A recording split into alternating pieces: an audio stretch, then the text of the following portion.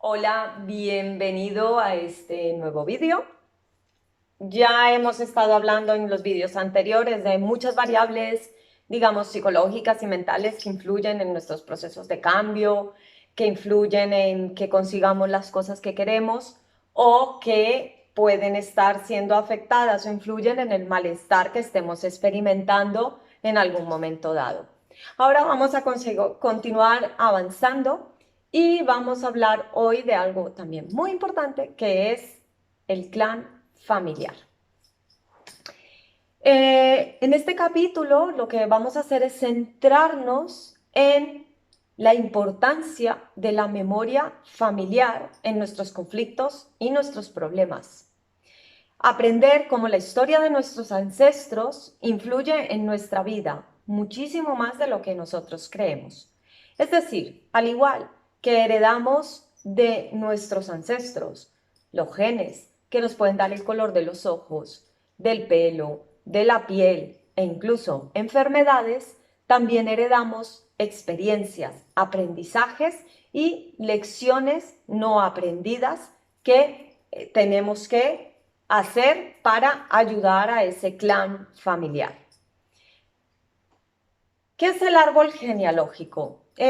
Un árbol genealógico es una representación visual de los miembros de una familia y la manera en que estos se relacionan históricamente entre sí, que lo colocamos en diferentes niveles de altura y ramificaciones.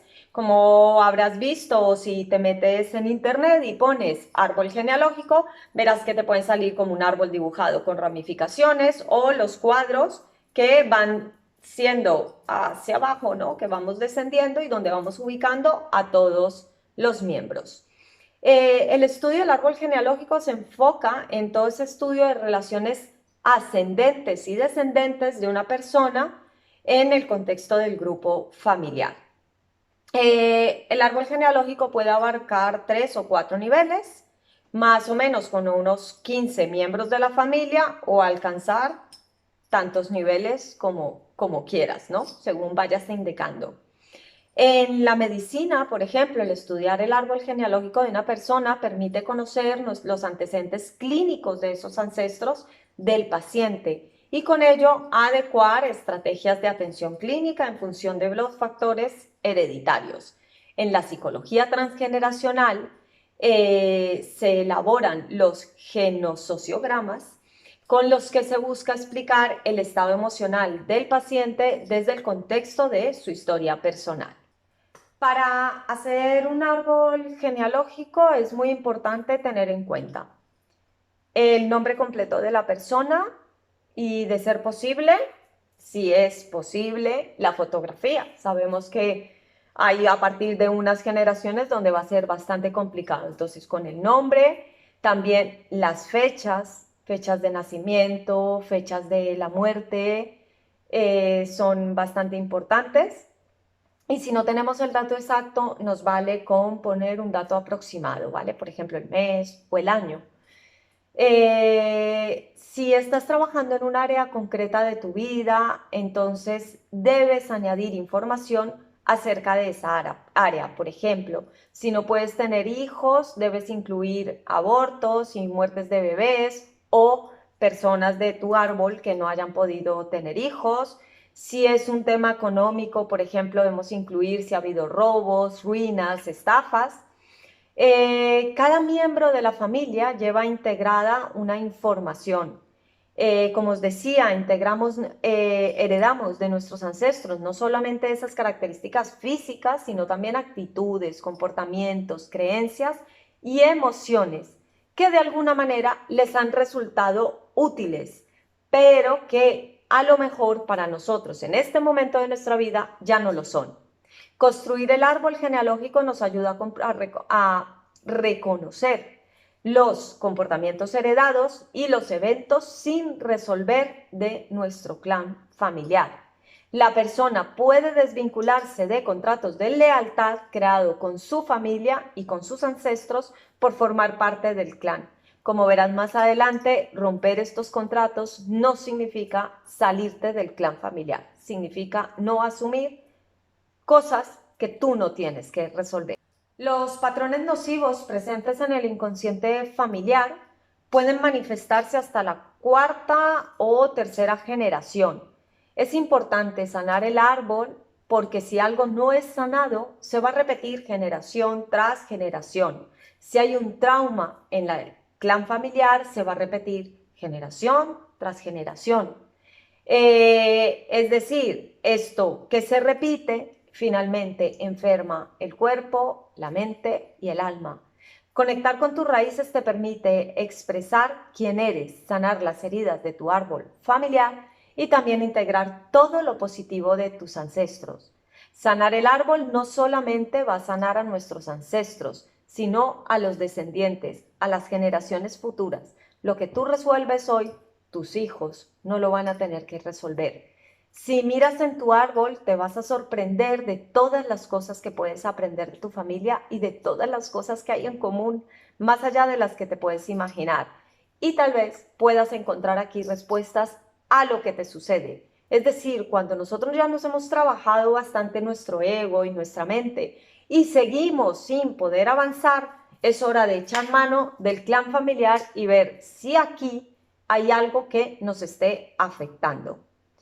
Te dejaré un enlace de mi blog para que puedas acceder y allí tienes un ejercicio que te puede ayudar a empezar a sanar tu árbol familiar. Hilado un poco con todo esto del árbol familiar, vamos a hablar del karma. El karma puede ser familiar, personal o colectivo. Pero bien, vamos a entender un poco primero qué es esto del karma. La ley de la causalidad dice que todo tiene una consecuencia, pero esas consecuencias no siempre son inmediatas y es lo que hace que a veces no seamos conscientes de lo que nos está sucediendo en un momento dado es consecuencia de una acción anterior. Y esto muchas veces genera que creamos que todo es fruto del azar, la mala suerte o la vida que está en contra de nosotros. Todo lo que hacemos, decimos y pensamos, tanto positivo como negativo, se va almacenando en los registros de nuestra alma. Y así nos podemos encontrar con consecuencias de acciones, pensamientos o palabras de esta vida o de otras vidas. Y a esto es a lo que le conocemos como karma. Se suele diferenciar el karma como algo negativo y el dharma como la parte positiva, pero al fin y al cabo son experiencias. Lo que os decía, el karma muchas veces la gente lo asocia solo a la parte negativa. Es decir, yo no he escuchado a nadie que cuando le sucede algo positivo diga, ah, es el karma. No, es cuando suceden cosas negativas. Pero realmente las cosas buenas también son fruto de nuestro karma, que aunque en el budismo se llama dharma, es el karma, son las acciones positivas que hace que yo reciba consecuencias positivas. Entonces, lo que debes entender es que cada acción, cada vivencia, cada pensamiento en nuestra vida genera un tipo de energía, unas consecuencias y en un momento se dan y las experimentamos. Los budistas dicen que nuestra mente es como un terreno donde hay muchísimas semillas y que solo es necesario que se den las condiciones adecuadas para que éstas florezcan. Estas semillas, digamos que serían nuestras acciones, nuestros pensamientos y palabras. Sabéis que en el budismo creen en la existencia de vidas pasadas. Entonces, son semillas no solamente de esta existencia, sino de otras experiencias. Y que cuando se da el momento adecuado, las circunstancias adecuadas, estas semillas florecen y es cuando experimentamos el karma o las consecuencias de nuestras acciones. Por este motivo, los budistas siempre dicen que tenemos que intentar ser la mejor versión de nosotros mismos, generando así nuevas semillas o muchas semillas de acciones, pensamientos o palabras positivas para experimentar ese karma positivo. Estamos en una sociedad donde nos han enseñado el refuerzo inmediato. el síndrome del resultado, ¿no? Es decir, si me duele la cabeza y me tomo el ibuprofeno, se me quita rápidamente el dolor de cabeza. Si hago esto, tengo esta consecuencia. Entonces nuestra mente está, digamos, acostumbrada a asociar los hechos y las consecuencias de las cosas que suceden como muy a corto plazo. Pero, como os decía antes, el karma no es inmediato. Te pongo un ejemplo. Tú puedes ayudar a una persona que lo necesita, le das de comer a una persona hambrienta, esa persona te da las gracias, ¿vale? Que eso ya es bastante importante. Y en principio supones que eso queda como un hecho no registrado, pasa el tiempo y de repente en un momento de necesidad viene alguien y te ayuda. Según la ley de la causalidad, esta ayuda que tú has recibido ha sido fruto de esa acción positiva que realizaste en el pasado y que hoy, cuando la necesitabas y se dieron las circunstancias adecuadas, ha florecido. El karma que acumulamos vida tras vida también requiere ser resuelto, sanado o pagado, como quieras llamarlo, ya que solo dejamos de encarnarnos y conseguimos lo que en el budismo se llama la iluminación cuando sanamos todo este karma. Por eso y por este motivo, cada vez que encarnamos, el alma escoge una serie de lecciones que tiene pendientes asociadas a ese karma no resuelto, y es así como se nos presentan un montón de situaciones para resolverlo y sanarlo. Nuestra alma siempre nos quiere guiar hacia un propósito para realizar los aprendizajes propuestos antes de encarnar y almacenar ese karma, porque solo a través de él, observándolo y aprendiendo, podemos descubrir hacia dónde apunta nuestra alma y cuáles son nuestras lecciones para poder seguir evolucionando. Es decir, aunque cuando nos suceden cosas negativas, nos solemos quejar, evidentemente, porque no son agradables, pero si entendemos que es fruto de alguna consecuencia de algo que he experimentado, no necesitas indagar qué, simplemente ser consciente de que puede ser una semilla que ha florecido y lo limpias, así te evitas continuar repitiendo ese tipo de karmas. Si, por ejemplo, yo tengo un conflicto con una persona, asumo que ese conflicto es parte de un karma, que puede ser que en otro momento de mi existencia yo haya generado esa situación, y yo lo que hago es, pues, pedir perdón, que no significa que permitas que la persona te pise, pero simplemente no le deseas el mal, no sigues alimentando un karma, pues puedes cortar ese karma con esa alma o con esa persona a partir de ese momento y no seguir repitiéndolo en otras experiencias. Esto es bastante importante. En el budismo dicen que hemos vivido innumerables vidas, con lo cual tenemos innumerables karmas y cosas que resolver, ¿no? Entonces aquí lo importante es decir, pide perdón. Los budistas lo que hacen es pedir perdón, perdón, perdón, perdón, perdón para limpiar las huellas de esos karmas. Entonces, en realidad, ¿qué tendríamos que hacer cuando alguien nos ataca, digamos, de manera gratuita, ¿no? O a priori, que yo no entiendo por qué me está atacando. Pues en el fondo de nuestro ser, lo que tenemos que hacer es decir, perdón, porque en algún momento tal vez yo he hecho algo contra esta alma que hoy me está generando esta consecuencia. Claro, eso significa poner a nuestro ego quietecito, ¿vale? Porque ¿qué es lo que pasa? Cuando alguien nos ataca, normalmente nuestro ego reacciona a la defensiva y sigue generando nuevas semillas de agresividad. Tenemos tres tipos de karma: el karma individual, el karma, perdón, familiar o generacional y el colectivo. Entonces, el karma individual.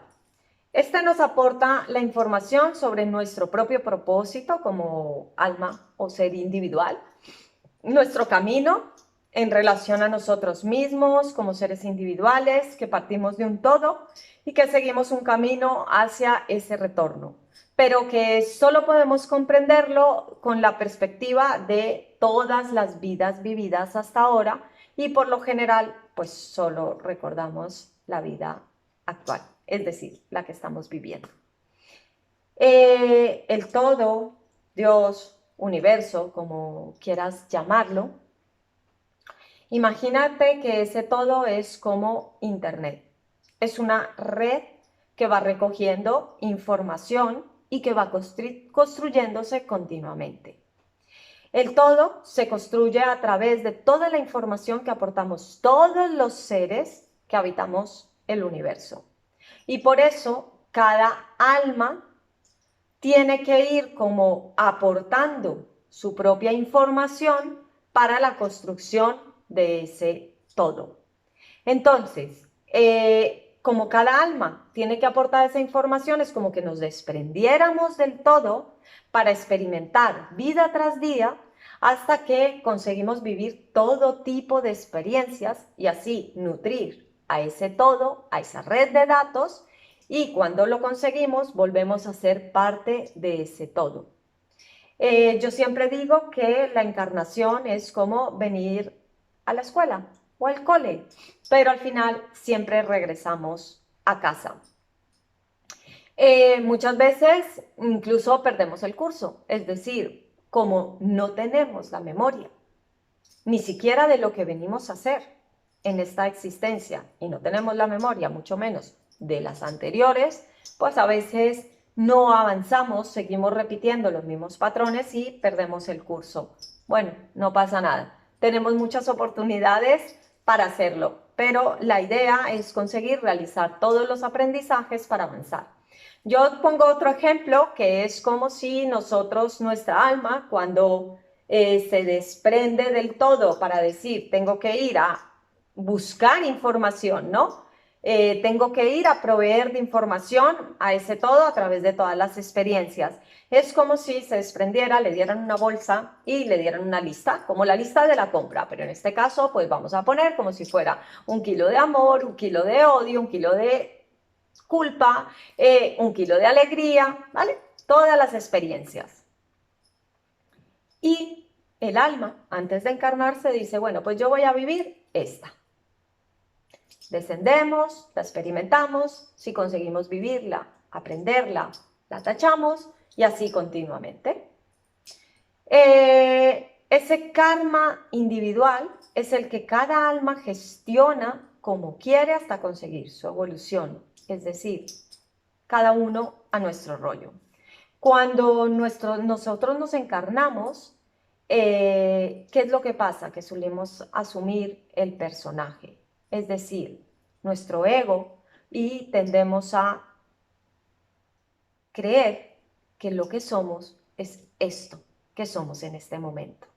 Y nos olvidamos de nuestra esencia y, como os decía antes, de todas las vidas pasadas. Es decir, esto hace que la evolución sea un reto, porque como digo yo, si recordáramos a qué venimos y qué vidas pasadas hemos tenido y tuviéramos toda esa información, es como si fuéramos al cole con una chuleta. Ya lo llevaríamos hecho. No hay reto, no hay aprendizaje. Entonces, como muchas veces lo olvidamos, a veces solemos repetir experiencias para poder ver qué es lo que tenemos que sanar o qué es lo que ha elegido nuestra alma en esta existencia sanar. Algunas veces el ego se llega a ser tan fuerte que llegamos a olvidarnos de quiénes somos y, como te digo, perder el curso y quedarnos con asignaturas pendientes. Por esto es muy importante entender que aunque tenemos que identificarnos con nuestro ego, ¿vale? No se trata de destruir a nuestro ego. Nuestro ego, gracias a él nos relacionamos en el mundo. Gracias a él es en el que podemos estar aquí en la tierra. Pero nuestro personaje o nuestro ego nos permite experimentar esa experiencia terrenal, pero no debemos olvidar que somos muchísimo más que este personaje. Esto va a hacer que realmente podamos afrontar las experiencias y las situaciones que nos vienen de una manera muy diferente. ¿Qué pasa? Cuando nos olvidamos demasiado de nuestra esencia, de quién somos, en realidad, experimentamos como un vacío. Yo siempre digo que es como si nuestra alma llorara. Entonces, un ejemplo que suelo poner es como un actor. Imagínate tu actor favorito que hace tu película favorita. Pero tú imagínate que ese actor, cuando saliera de las grabaciones, se creyera el personaje. Pues imagínate Superman y que uno de los actores que ha hecho Superman se crea que es Superman y se tira de un edificio para volar. Pues ya sabemos lo que pasaría, ¿verdad? Bien, o un ladrón, o un asesino, ¿sabes? O un psicópata que está haciendo el papel. Pues esto es lo mismo. Cuando nosotros nos identificamos demasiado con el ego, experimentamos las emociones del ego. Experimentamos el miedo, la angustia, la tristeza. Todas las situaciones sentimos que nos vienen y son terribles y que no entendemos por qué nos están viniendo. Cuando nosotros lo vivimos desde el saber que este personaje a mí me permite relacionarme en la tierra y que es fundamental, pero que yo soy mucho más que esto, que las cosas que vivo no dependen solamente de la mala suerte, sino que son consecuencia de algo y que a mí me van a permitir aprender. Créeme que la forma de gestionar las cosas que nos suceden cambia muchísimo y te va a dar una capacidad de adaptación mucho mejor a las situaciones y a cómo las experimentes. También en relación a un tema muy importante que ya hablaremos más adelante, pero que es el tema del miedo a la muerte, cuando entendemos que nosotros somos mucho más que este personaje, sabemos que en algún momento este personaje va a desaparecer, pero lo que somos en realidad, nuestra esencia, se va a mantener en el tiempo y va a seguir evolucionando y avanzando. Y esto también te va a ayudar a llevar ese tema de una manera muchísimo mejor. El karma colectivo aporta la información relativa a nosotros en parte o formando parte, ¿no?, de un colectivo cósmico que sigue un propósito conjunto. Entonces, para captar esta información es necesario comprender nuestro propósito individual, ver cómo encaja con el propósito de los demás. Digamos que es como una visión mucho más global, en la que todos los seres actuamos de una manera sincrónica y como piezas de un gran puzzle. Entonces aquí tiene mucho que ver el país donde nacemos, la cultura donde nacemos y todo eso nos da información de nuestro karma colectivo. Ya entrando en el tema más relacionado con lo que nos compete en el vídeo de hoy, es el karma familiar. Entonces, es un karma que se encuentra a medio camino entre el karma individual y el colectivo. Es el que heredamos de nuestros padres, los cuales han heredado de los suyos, y así hasta nuestra primera generación. La última generación de una familia suele tener la misión de sanar el karma generacional. Al hacerlo, sanamos un gran sector de la humanidad a lo largo de toda la línea temporal. Y como os decía, no solo ascendente, sino descendente.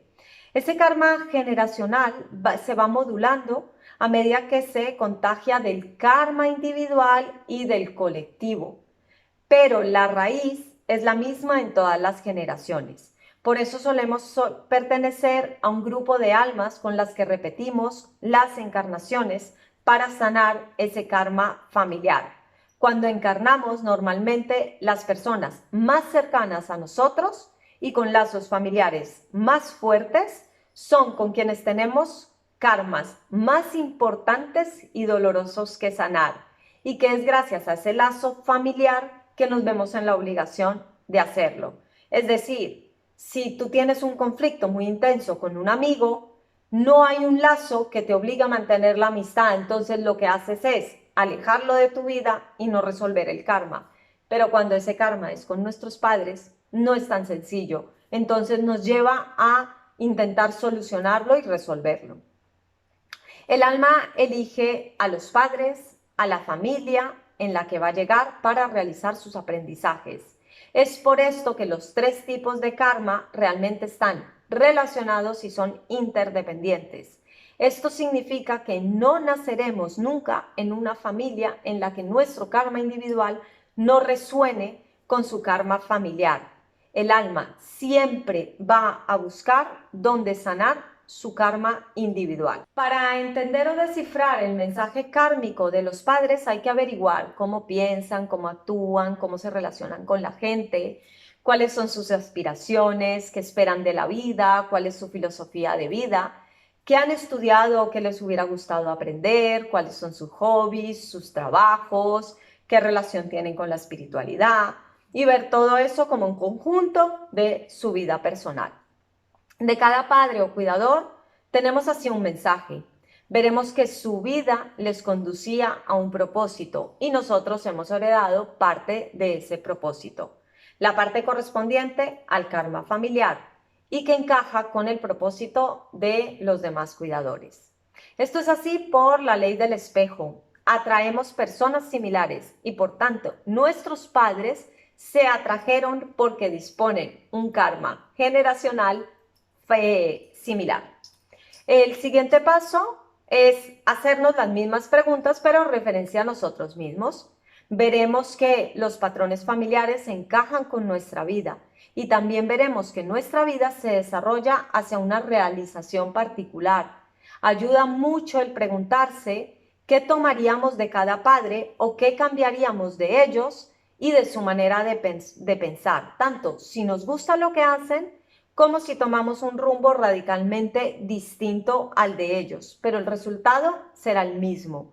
En algún momento podremos hacer una síntesis y veremos así la huella de nuestra alma. Todo esto es importante, no solamente para nosotros y ver cuál es nuestro propósito y seguirlo, sino que también para nuestros descendientes, para que ellos no tengan que resolverlo. Ya les quitamos nosotros esas lecciones y que ellos tengan otras, ¿no?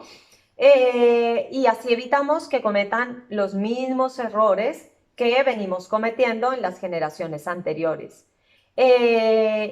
Seguramente en este momento y cuando empezamos a sanar es cuando sentimos la necesidad de pedir perdón o perdonar a nuestros tutores o nuestros padres o nuestros cuidadores.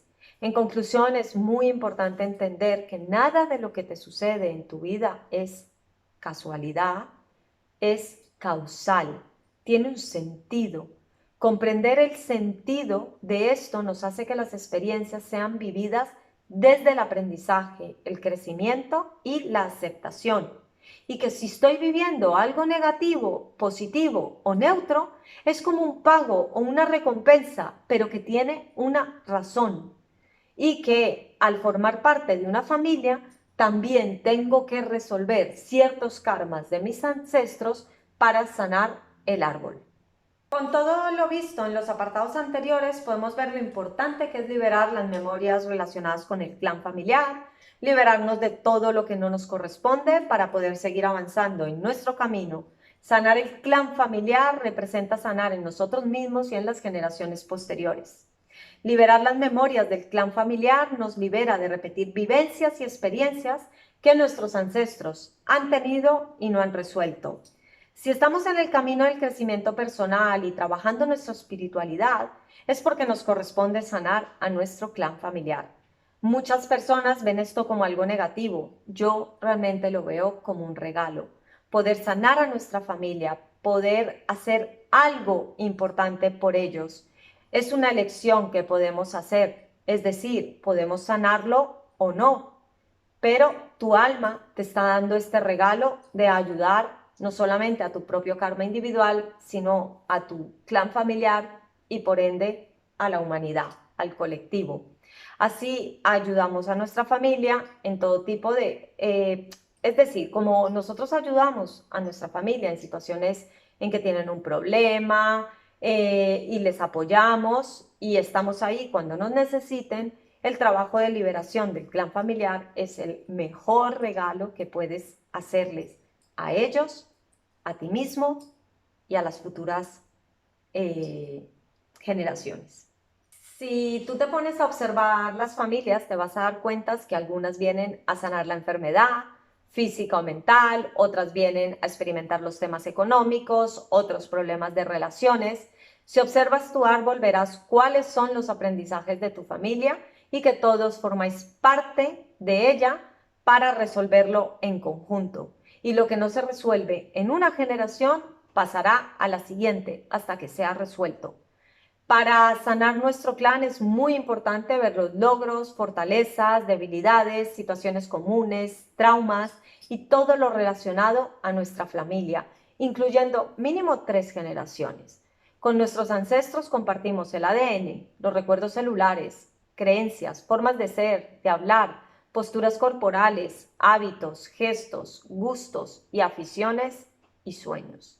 Y todo esto está en nosotros de manera consciente o inconsciente, pero nos afecta.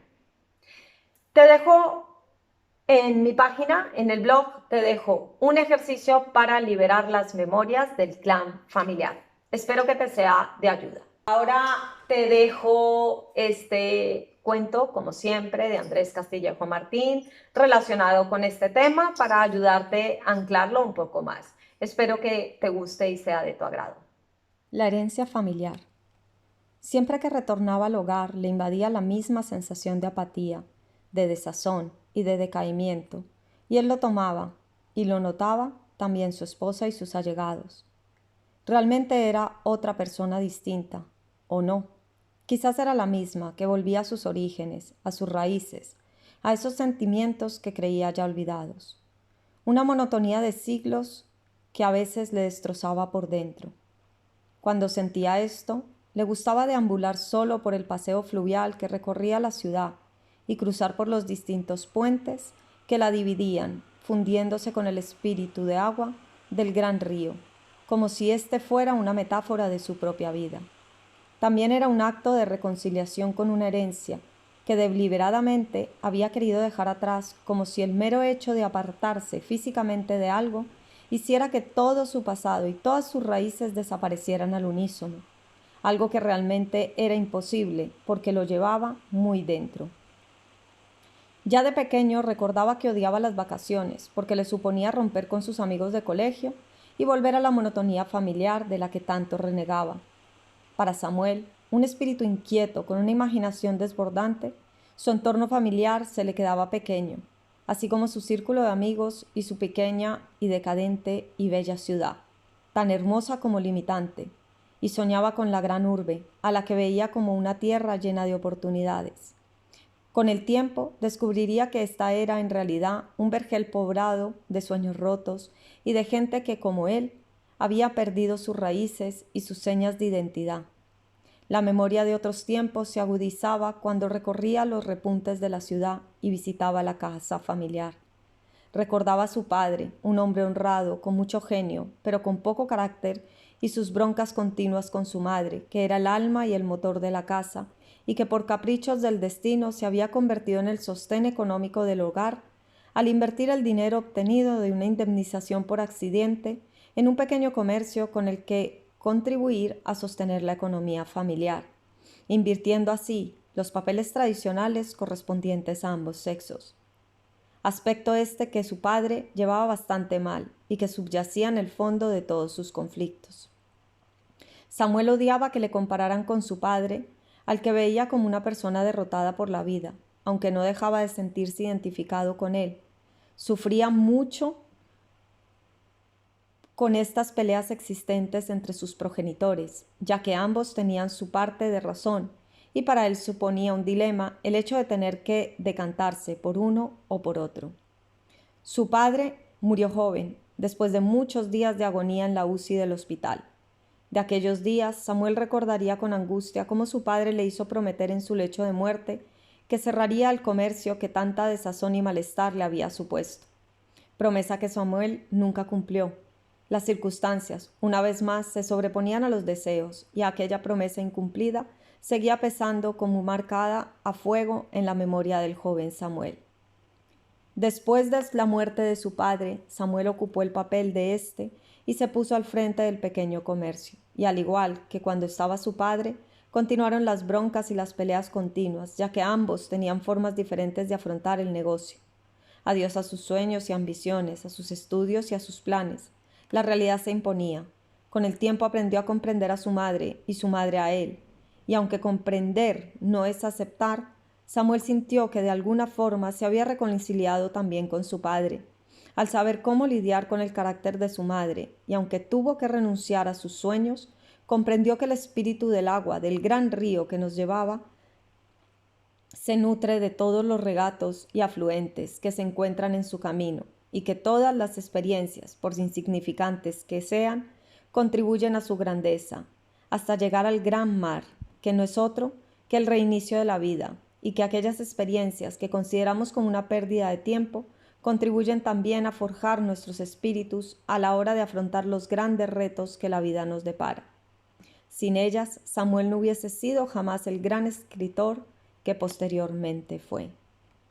Como puedes ver en este relato, a pesar de que Samuel intentaba tomar distancia de su legado, la herencia familiar es algo de lo que no podemos huir. Por eso es muy importante enfrentarla y sanarla. Con esto llegamos al final de este vídeo. Espero que lo hayas disfrutado, espero que hayas visto un poco la importancia de sanar el clan familiar.